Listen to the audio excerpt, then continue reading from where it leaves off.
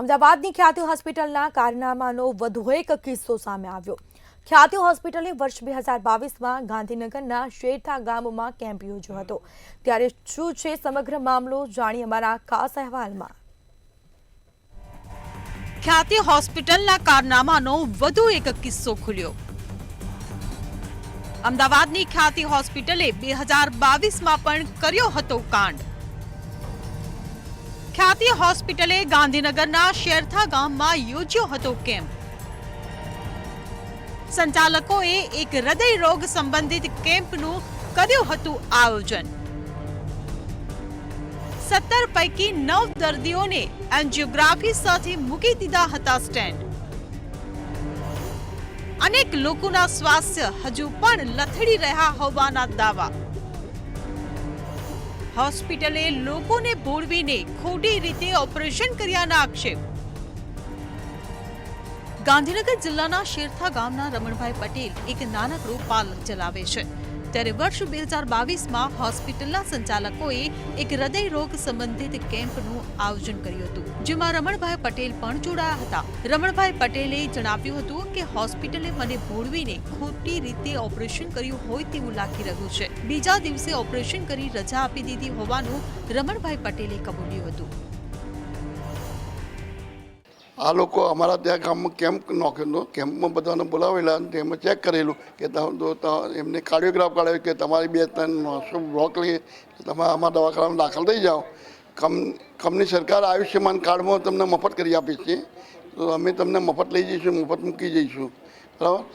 આના લોભથી અમે પછી બધા ગામના લગભગ 10-12-13 જણા, આશરે 13 જણા, બરાબર, અને બીજા એસનના એમ કરીને ટોટલ 35 જણા હતા। એમાંના અમારા 13 ગામના 17 જણા લગભગ હતા, લગભગ એમાંથી 2 તો બહાર જ ગયા છે।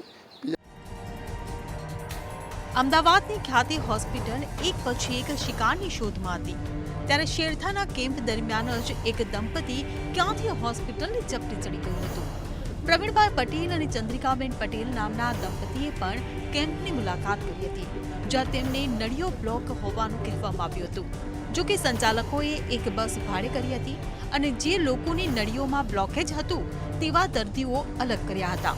ચંદ્રિકાબહેનનો દાવો છે કે 2022માં પતિ પત્નીનું એક જ દિવસે ઓપરેશન કરવામાં આવ્યું હતું।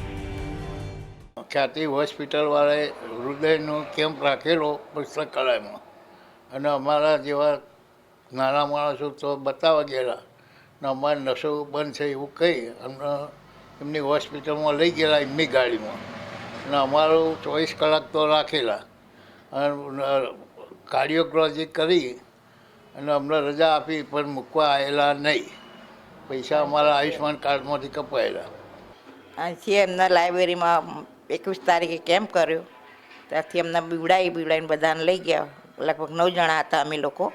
પછી ક્યાં કરાવવું જ પડશે એમ કરીને લઈ ગયા હતા, ના ભાઈને તો ખેતમ જિલ્લા બોલાવડાયા, અને ત્યાં કે અહીંથી ત્યાંની ગાડી આવી, અહીંથી કે તમને ગાડી મૂકવા આવશે, લેવા આવશે, એવી રીતે છેતરપિંડી કરી પણ ત્યાંથી મૂકવા આવી નહીં, ને અમને ત્યાં જઈને સીધા અમારા ટ્રીટમેન્ટ ચાલુ કરી દીધી કાર્યક્રમ।